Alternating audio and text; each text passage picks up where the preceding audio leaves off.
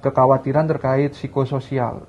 Misalnya tidak punya kesibukan lagi itu. Penduduk di usia lansia itu justru masih menggantungkan hidupnya atau kegiatan seharinya dengan anggota keluarga yang bekerja gitu. Tapi waduh, nanti ke depan gimana ya, kita belum nabung nih.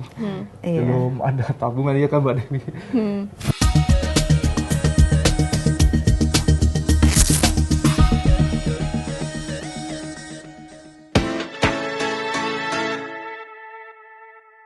Halo sahabat Kompas, kembali lagi di Bongkar Data, kali ini bersama dengan saya Tina. Sahabat Kompas, kalau ngomongin tentang pekerjaan seperti tidak ada habisnya.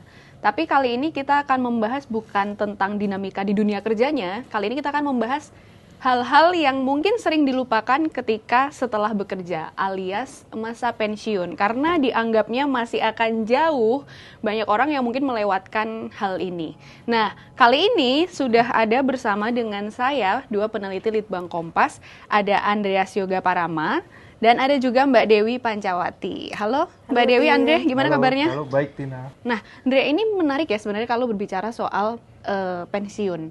Aku penasaran, kira-kira seberapa siap ya tenaga kerja di Indonesia itu untuk menghadapi pensiun? Kan ini hal-hal yang mungkin jauh dari rutinitas sekarang ya, karena masih akan mungkin 20, 30, 40 tahun lagi ketika dia mulai bekerja.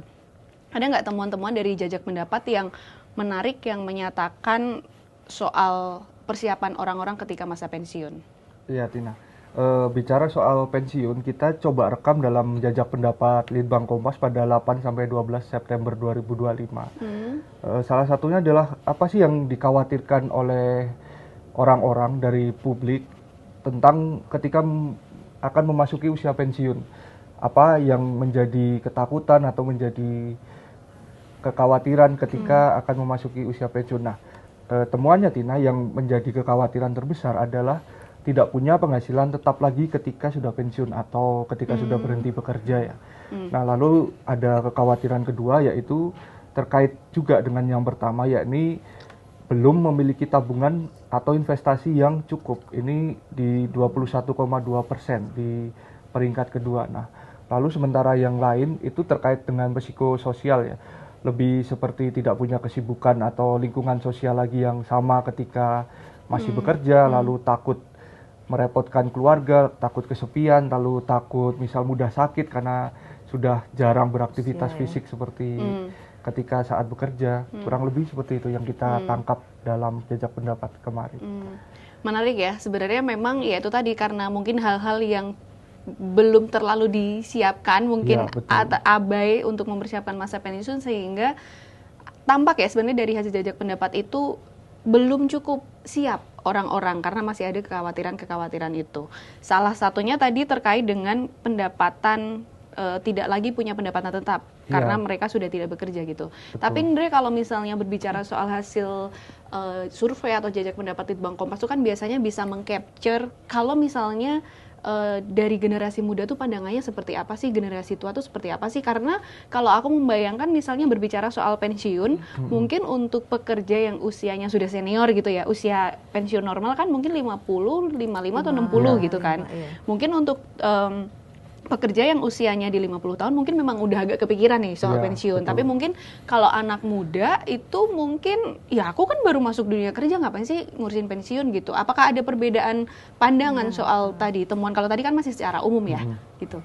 Oke, sama Tina, temuan yang tadi kita bicarakan juga tergambar berbeda di setiap kelompok umur. Misal di usia yang lebih muda di 17-24 tahun, itu kekhawatiran terbesarnya 41,8% dari responden itu khawatir bahwa tidak punya pendapatan tetap lagi. Nah, bingung ketika sudah pensiun, wah aku udah nggak kerja nih, udah nggak ada gaji bulanan, udah nggak ada pemasukan, ini mau gimana?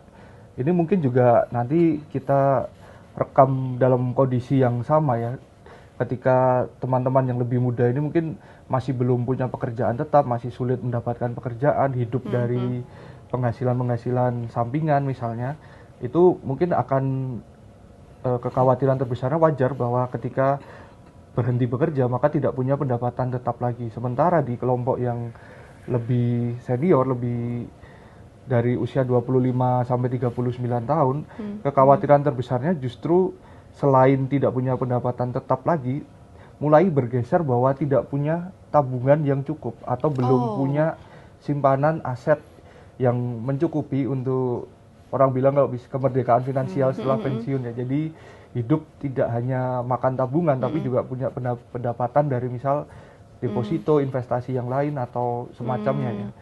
Nah, tergambar yang berbeda juga di kelompok usia yang lebih tua, 40 sampai 54 tahun. Nah, ini kan usia-usia yang mendekati pensiun ya, Mbak Dewi dan Tina juga. Ini selain masalah-masalah finansial tadi, kekhawatiran terkait masalah finansial, juga kekhawatiran terkait psikososial. Misalnya tidak punya kesibukan lagi, itu sekitar 14,5% dari responden di kelompok usia 40 sampai 54 tahun, dan akan mudah sakit, itu sekitar 10,5% responden yang menyatakan demikian, akan rentan sakit, mungkin udah jarang gerak, jarang beraktivitas, mulai stres, kesepian gitu. Temuan yang menurut saya menarik juga ini di usia yang mungkin sudah masuk usia pensiun sebenarnya, di usia 55 tahun ke atas. Nah, justru di sini yang menyatakan tidak khawatir lagi terhadap usia pensiun atau ketika memasuki usia pensiun itu yang paling besar di antara semua kelompok usia, yaitu 16,9%. Ya memang masih ada rekaman dari ini ya, kekhawatiran lain, misal tidak punya penghasilan tetap, belum punya tabungan. Tetapi yang tidak khawatir ini tinggi. Kenapa tinggi? Mungkin bisa dibaca begini. Antara bacaan pertama bisa sudah siap, sehingga santai aja dong, udah pensiun, sudah tinggal udah bisa melakukan apa yang belum bisa dilakukan ketika sibuk bekerja dulu. Tapi atau yang kedua, ini orang-orang yang ya bisa dikatakan sudah pasrah. Ini ya udahlah, mau gimana lagi, udah tua juga, udah nggak punya apa-apa, udah telat juga kalau mau menyiapkan. Nah ini maka bisa masuk siklus kerentanan yang berikutnya ya. Responden jajak pendapat Kompas juga kan beragam ya dari sisi pekerjaan. Ada juga yang memang dia tadi pekerja formal atau pekerja informal yang secara sistem itu memang tidak tercover oleh misalnya jaminan pensiun dan sebagainya. Ada perbedaan itu nggak, ketangkap juga nggak dari hasil jajak pendapat? Memang ada kekhawatiran yang berbeda. Yang pertama, di kalangan pekerja formal, kekhawatiran terbesarnya justru belum memiliki tabungan atau investasi yang cukup, Tina. Nah, ini berbeda dengan misalnya pekerja informal itu yang kekhawatiran terbesarnya adalah tidak punya penghasilan ketika memasuki usia pensiun atau ketika sudah tua ya. Nah ini kan tergambar ya bahwa kalangan pekerja informal ini kan mengandalkan hidup dari pendapatan harian ya. Jadi dia mendapatkan uang untuk hidup hari itu atau habis dalam hari itu. Tidak memiliki gaji bulanan seperti pekerja formal, dan juga yang salah satu yang utama adalah tidak terlindungi dari proyek-proyek program jaminan sosial. Jadi jaminan sosial ini tidak melindungi para pekerja informal dan juga mereka yang mungkin tidak terikat status pekerjaan dengan suatu lembaga atau perusahaan. Pekerja informal kita itu ada kecenderungan pekerja kita semakin banyak ke informal. Bener gitu nggak sih Mbak faktanya? Dari statistik tenaga kerjaan kan kurang lebih 60% ya tenaga kerja Indonesia itu sekarang ada di sektor dominan ya. Dominan gitu, ada di sektor informal gitu. Nah, pekerja-pekerja di sektor informal ini kan istilahnya harus mandiri gitu, menyiapkan dana untuk melanjutkan hidup di masa tua gitu. Data dari BPS ya, Badan Pusat Statistik, itu sekitar justru 82 sekian persen itu penduduk di usia lansia itu justru masih menggantungkan hidupnya atau kebutuhan seharinya dengan anggota keluarga yang bekerja gitu. Jadi dengan kata lain belum mandiri gitu ya. Nah, justru yang menggunakan dana pensiun itu hanya sekitar 5%. Gitu. 82% itu masih tergantung dengan anggota keluarga, mungkin menggantungkan ke anaknya gitu ya. Padahal kan kalau kita masuki usia pensiun tuh ya mungkin lebih baik kalau kita bisa mandiri secara finansial gitu. Ini masih menjadi tantangan. Apakah memang banyak yang tidak tercover oleh BPJS atau seperti apa soal sistem dana pensiun di negara kita ini? Sebenarnya kan pemerintah ada satu skema ya melalui BPJS Ketenagakerjaan gitu ya untuk menyiapkan istilahnya sisi finansial ketika seseorang tuh memasuki masa pensiun. Di situ ada jaminan hari tua, ada jaminan kematian, ada jaminan pensiun juga di situ ya. Nah, ini untuk pegawai negeri atau aparatur pemerintahan, kemudian juga beberapa perusahaan ini sudah ada aturan juga sudah harus mewajibkan gitu ya untuk tenaga kerjanya itu mengikuti program ini gitu ya, dengan sebagian iuran ditanggung oleh perusahaan, kemudian sebagian lagi oleh si karyawannya gitu. Datanya itu baru yang usia lanjut usia itu baru hanya sekitar 16% yang mempunyai jaminan sosial gitu ya.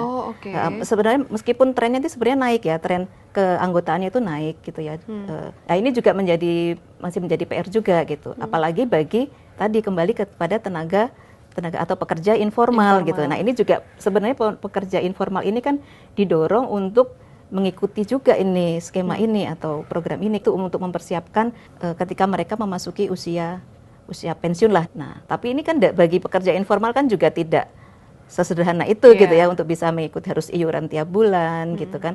Kemudian ya tadi tergantung juga apakah apa yang dia lakukan gitu kan, pekerjaannya apakah itu kadang kan apa yang dihasilkan hari itu untuk diputar lagi kan, ya tidak bisa, mereka tidak cukup untuk harus menyisihkan untuk ditabung atau untuk mengikuti iuran seperti di samping itu juga mungkin apa ya mungkin literasi terhadap program ini juga kurang dapat ke mereka ya, untuk sebenarnya ini kan akan memberikan topangan ketika mereka nanti memasuki usia pensiun, mereka ya bisa mengurangi aktivitas fisiknya lah seperti itu.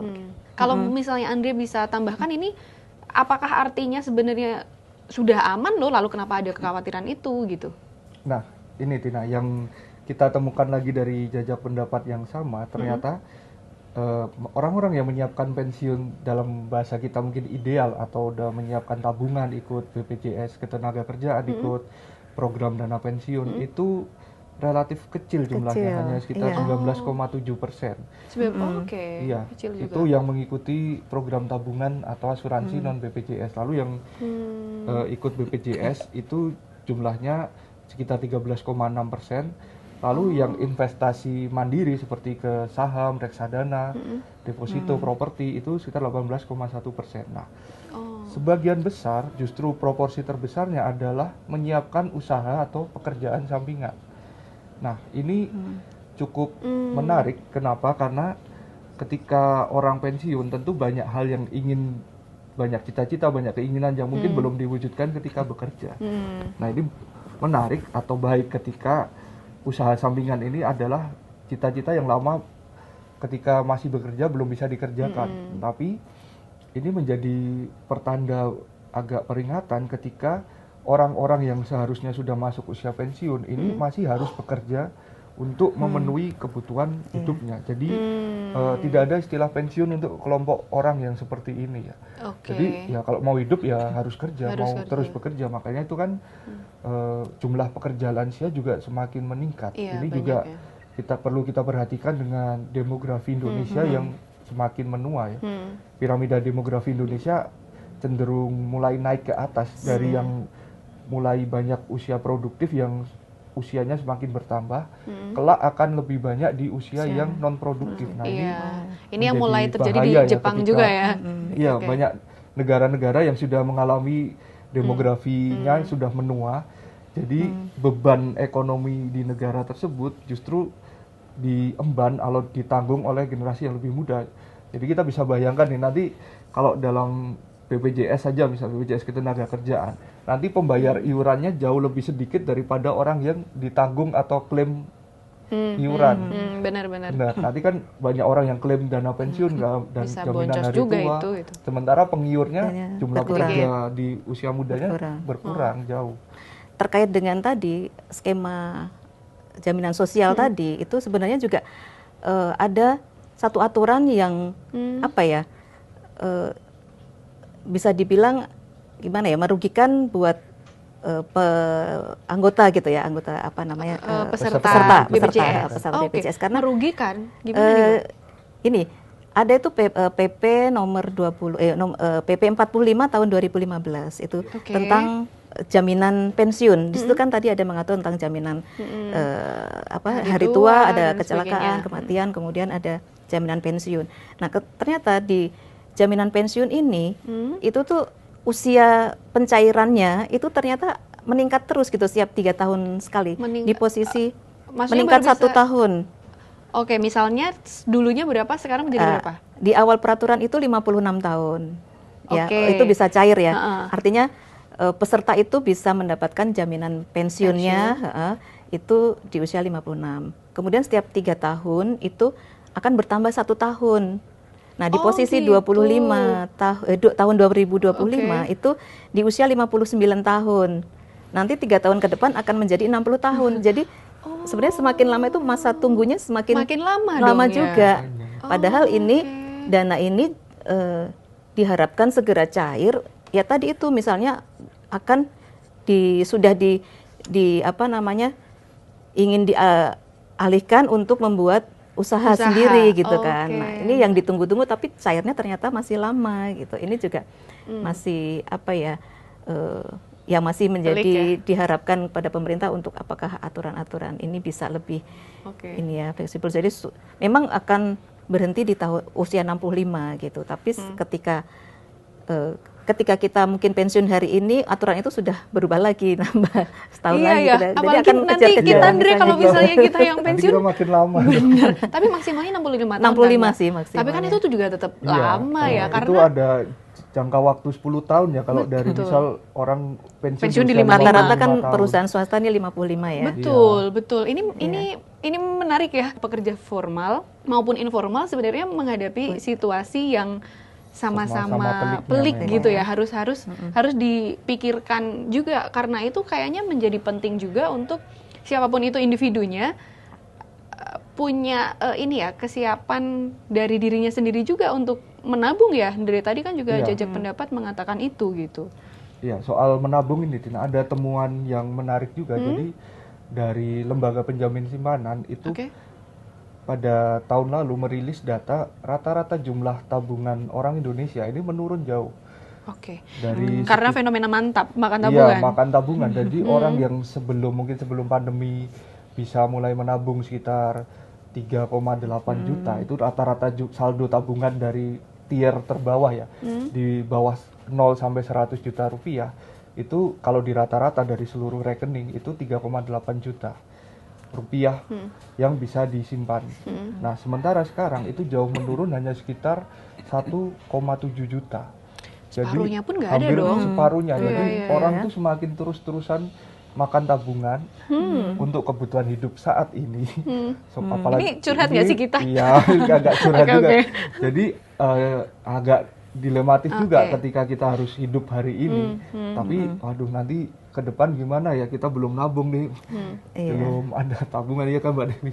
Dengan dana pensiun yang mungkin tidak terlalu besar, sementara biaya hidup kalau masih di kota semakin mahal gitu ya. Akhirnya pilihan untuk pulang kampung kembali ke desa itu pilihan yang lumayan strategis juga ya, karena di sana juga bisa mengembangkan hobi, bisa membuka usaha juga, tapi tetap hidup tenang lah gitu ya. Pilihan menarik juga dan ternyata juga ketangkep dari hasil jajak pendapat juga ya.